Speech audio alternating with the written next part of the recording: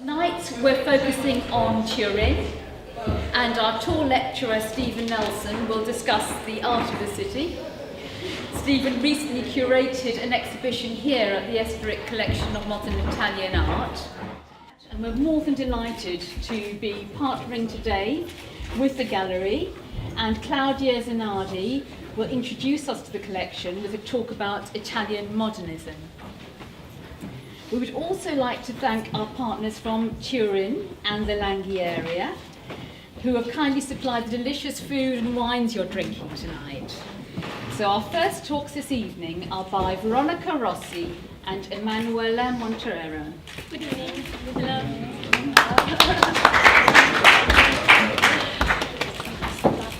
So, welcome to this exclusive evening. I'm very happy to be here and to welcome you and to speak, describe the beauties of the city of Turin, that is a wonderful place to visit.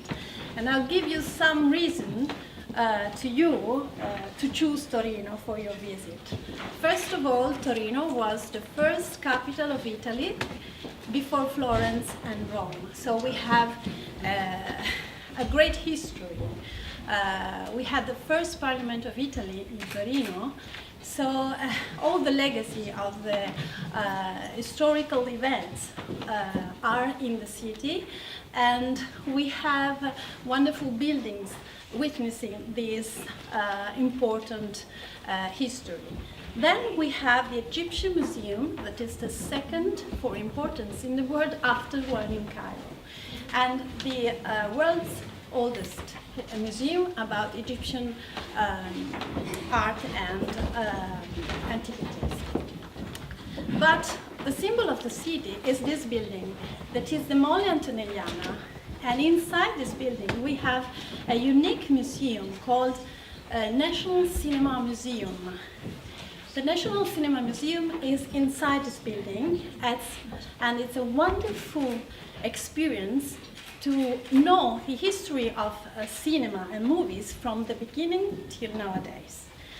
Then, for the Catholics, Torino is also important because we have the Holy Shroud that is in a coffin inside the St. John's Cathedral, that is the Cathedral of Turin, of course, and every 5 years the Pope comes and does this exhibition to all the pilgrims coming from all over the world in Torino.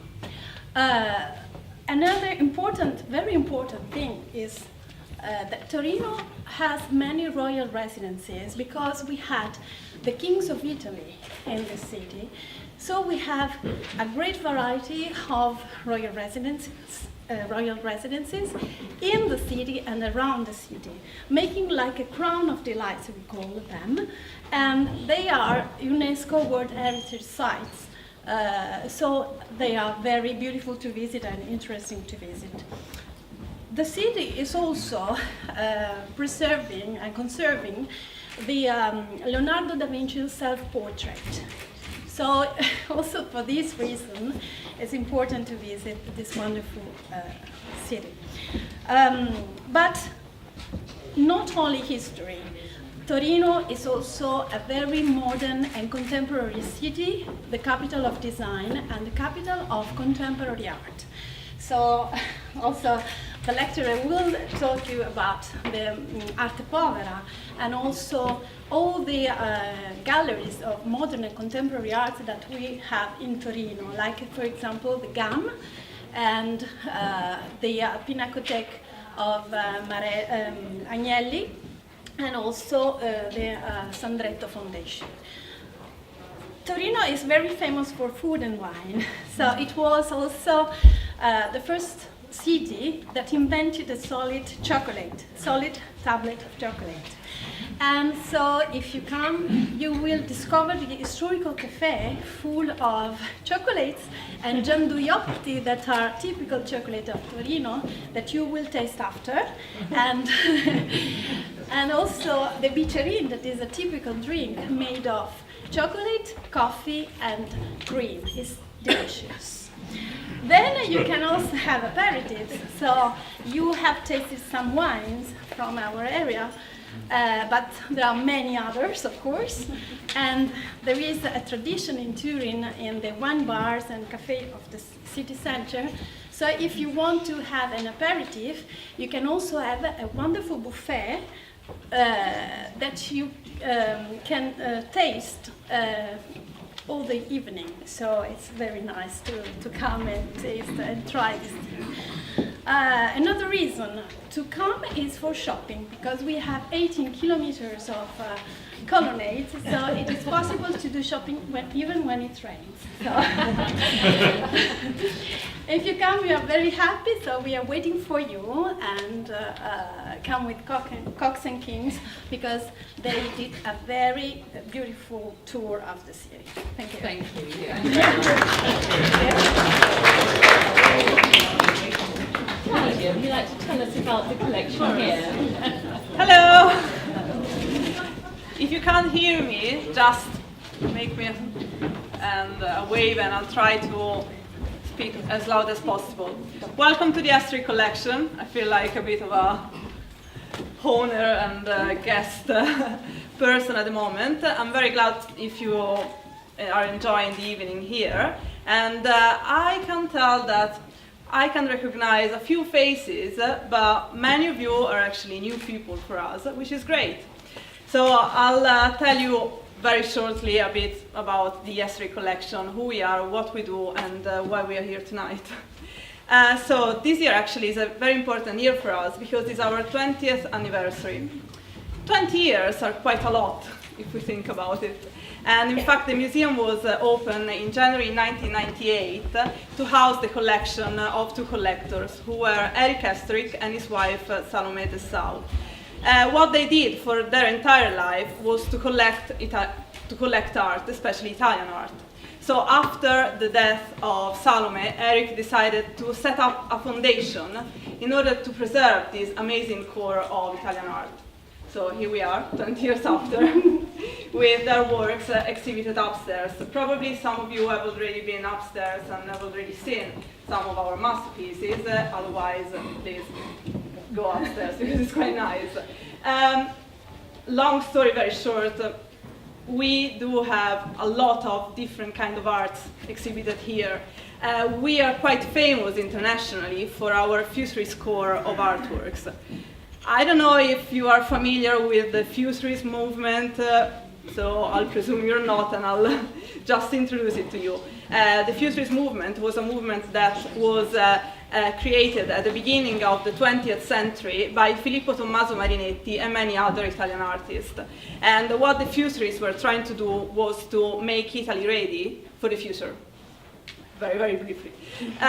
So upstairs, we do have some of the artworks that are considered the most important futurist artworks.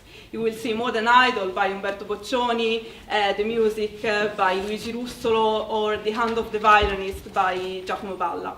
Giacomo Balla was from Turin. He was born there. Alongside all these amazing futurist artworks, we do have other kind of art as well. So we have some artworks by Giorgio De Chirico, a very important metaphysical artist, and Amedeo Modigliani, who is also exhibited here, and Giorgio Morandi, who probably you know because he's quite famous, especially in England. What the Astric have been doing as a museum for the past 20 years has been to try to develop a sort of conversation with the British audience about Italian art and Italian culture. That's why we are used to organize 4 exhibitions per year, which are quite a lot, very interesting, that are always talking about Italian matters somehow. So from painting, such as this exhibition, to graphic design, so from sculpture to everything else. The exhibition we have at the moment is a very interesting one, and it's quite similar to the collection that we have as a permanent collection, and comes from Milan, not very far from Turin. It comes from the Pinacoteca di Brera, which is a very important museum in Milan. I'm not going to talk about this exhibition, otherwise we're going to stay here for hours and hours. So just keep it briefly, and I will just say that this exhibition is about to finish, and the next exhibition will be about photography and cinema. Wow. It's going to be really interesting. And you were mentioning the cinema museum in Turin, and I'm very happy to say that a few of the photographs we will be exhibiting in the exhibition are actually coming from this museum. Great. So Thank you. enjoy the night, and I actually hope to see you soon here again. Thank you. Thank you.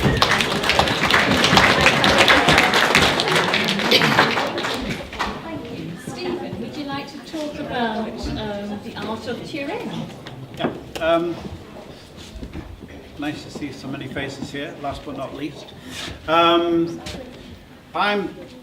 leading the tour to Turin. I have a strange relationship with Turin. It's the first place I'm a practicing sculptor. So my passion, what I do is make sculpture. I have a studio in Peckham. I run a small art gallery in southern Italy in a bus shelter.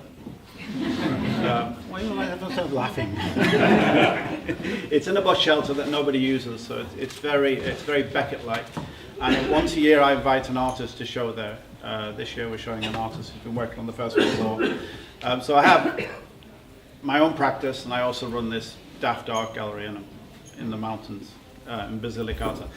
But 2 years ago I approached the Estric because I had this idea, partly because nobody shows my work, so I need to find things to do and keep myself busy. And I approached them with an idea that I've been thinking about for a long time, and it's about the influence of arte povera, which is this, on my generation of artists.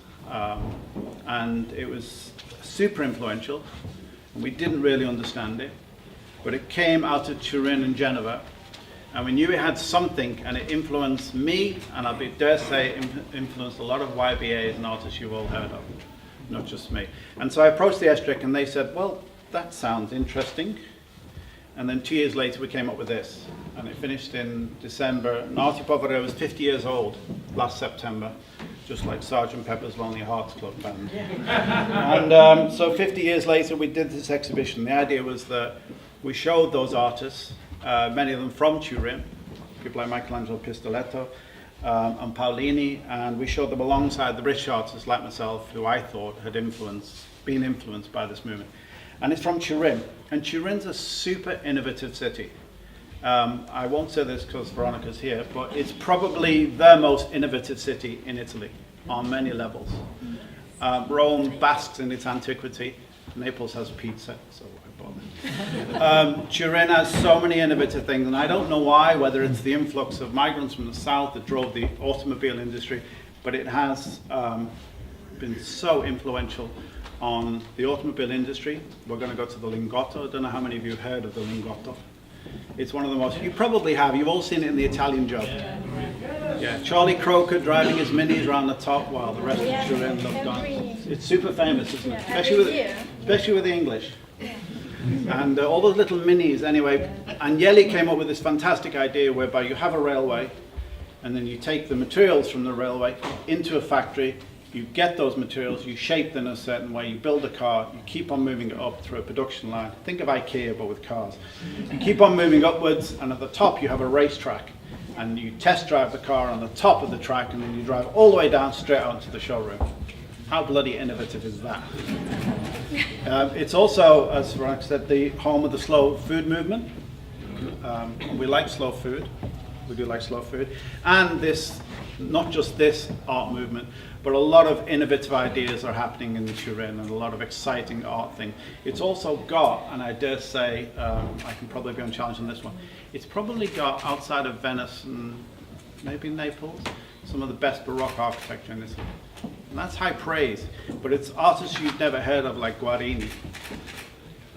It's a really innovative city. It's elegant, it's exciting. Got chocolate. I don't like chocolate. You don't like chocolate? No, I don't like chocolate. Oh my God. But we have wine. The bit Turin, they have great wine. So if you haven't been to Turin, it is a little gem. I was talking to somebody earlier about it's not like Liverpool or Manchester, but it's one of those places you should go to, and you'll be surprised at what's there, to be honest. If you've done Rome, or you've done Palermo, or you've done Naples, or Florence, or Siena, Turin it packs quite a punch, and that's not just because. Also, I forgot to say that it was the first place I ever showed internationally. That is a connection. All right, so if you want to come along and sign up, it's a cracking tour. And do we get to make a cocktail? Oh, we do. We get to make 3 cocktails at Casa Martini. Just cocktail making as well. Martini is from Turin. Oh, Martini culture. All right, thanks a lot, everybody. Thank you very much. Please all mingle, and if you want to discuss the tours with us, any of us have these badges on, come and have a chat. Thank you.